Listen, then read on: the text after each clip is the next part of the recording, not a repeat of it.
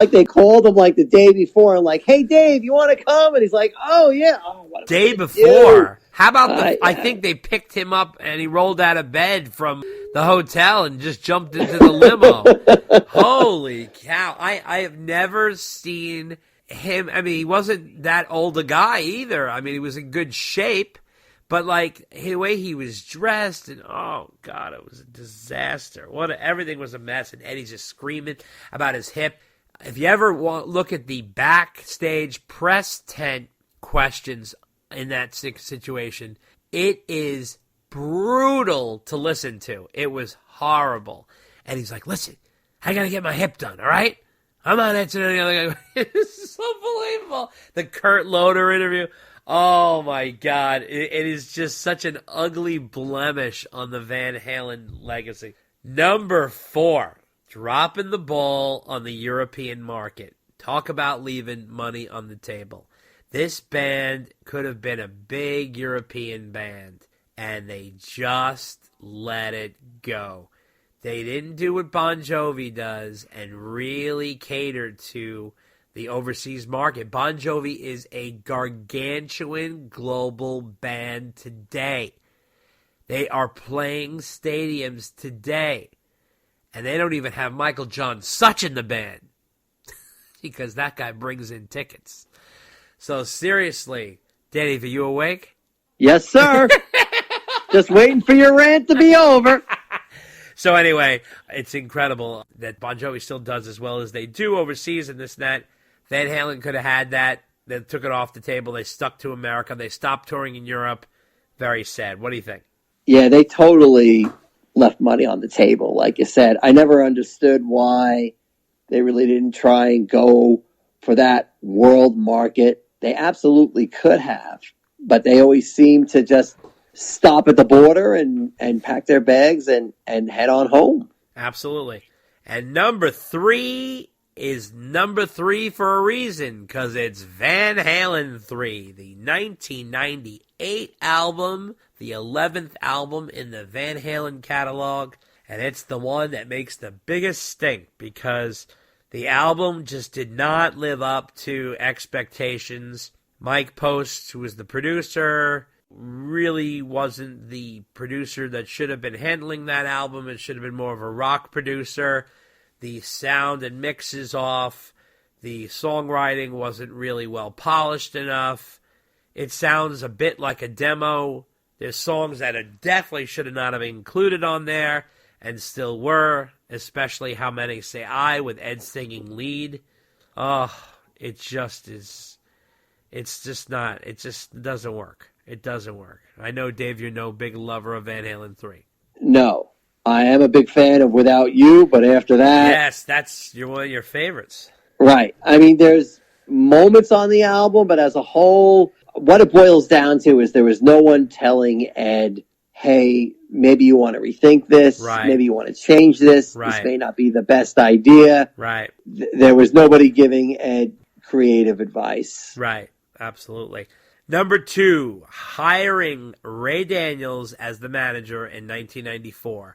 Now, I mentioned this on the podcast before. I spoke to Sammy during that time when he was promoting his unboxed greatest hits. And I talked to him, and they were right in the middle of choosing a manager. This is after Ed Loeffler had died. And they were all really kind of licking their wounds because Ed Loeffler was like, the godfather of Van Halen during the Sammy era. And they were in a tailspin, and Alex and Sam were really fighting at this point. And, of course, the brothers went out, and they make Mikey force his vote, and Sammy gets outvoted. So Ray Daniels, who is Alex's ex-brother-in-law, becomes the manager, and boy, does he make a mess of Van Halen. He causes animosity towards Sam. Sam's out of the band. He tries to bring Dave back because he's trying to cash in on the whole reunion craze. That crashes and burns. He throws Gary in there, who's one of his other clients. That doesn't work. He's putting Van Halen in Milkheads. It was just a disaster, right? Yeah, the amazing part is this is the guy who managed Rush. Oh, yeah. Yeah. Right? Yeah. So he's definitely had a proven track record. Yeah, absolutely. With bands. So I would love to talk to that guy and find out what he thought of that whole era of managing Van Halen from his perspective. Oh, yeah, definitely. I think Rush manages Rush. I think those guys are so kind of simpatico and in sync. They're not really volatile in human beings, you know? Those guys pretty I agree. I think part of the issue with Van Halen is they are so dysfunctional right.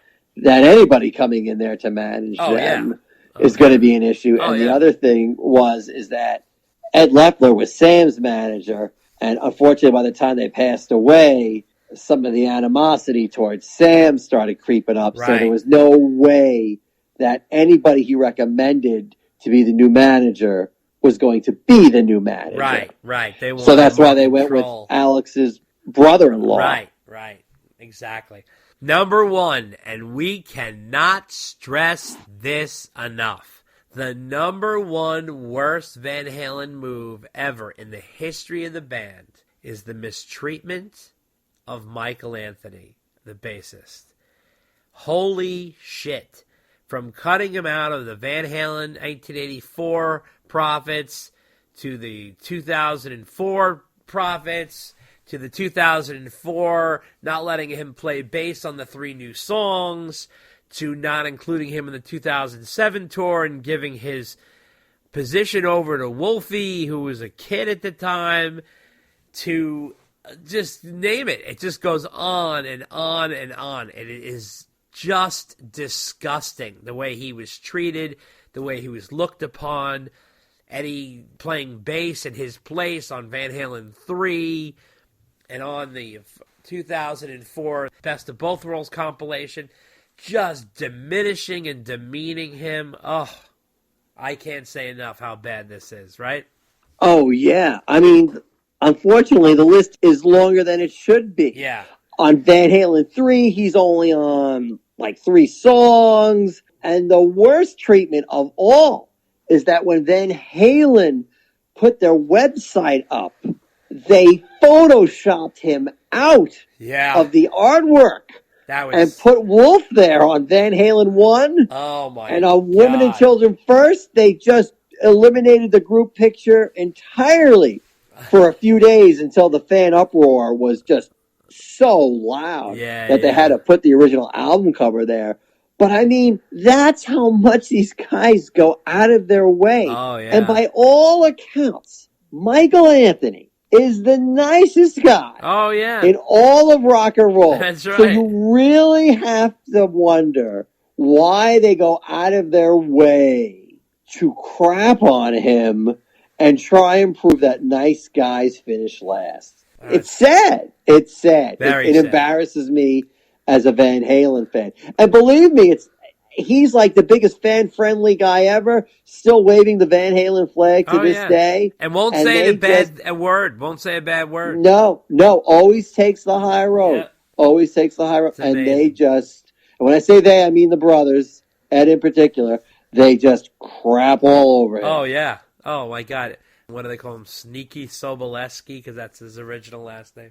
Unbelievable. Crazy. So that is the top worst Van Halen moves. And of course, we are now going to swing things over to the other 25, which is the 25 best Van Halen moves. And that starts with number 25 from the bottom, the straddling the line of pop and rock with Sam. I have to give them credit. They were able to maintain a rock fan base and a pop fan base at the same time. That's pretty impressive. I will give them that.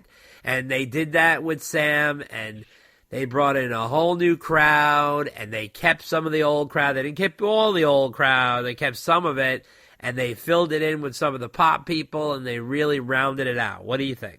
It was a very impressive move. I know some people are sitting there going, shouldn't that be on the worst list? No. because Van Halen was certainly rocking harder with Dave back in the day. Course, but I do give them a lot of credit for making that move over and keeping that success going. Oh, sure. Absolutely.